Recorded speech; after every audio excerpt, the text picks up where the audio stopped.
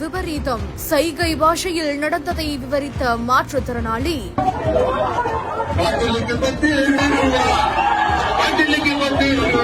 கரூர் சம்பவத்துல தவிக தலைவர் விஜய் பிரச்சாரம் பேர்கொண்டுட்டு இருக்கும் பொழுதே அங்க கூட்ட நெரிசல்ல இருந்த மாற்றுத்திறனாளி ஒருத்தர் அங்க என்ன நடந்தது அப்படின்றத சைகை மொழியிலேயே விவரிச்சிருக்காரு. அவரை சொன்னதை வச்சு பார்க்கும் பொழுது ஏற்கனவே மூச்சு திணறி சில பேர் இறந்திருக்காங்க, இன்னும் சில பேரு மூச்சு திணறி மயங்கி விழுந்திருக்காங்க, எங்களுக்குமே வேர்த்து மயக்கம் வர மாதிரி இருக்குது.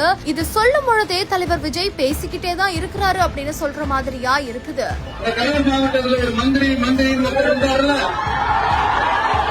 இப்ப ஒரு மந்திரி இல்ல, ஆனாலும் மந்திரி மாதிரி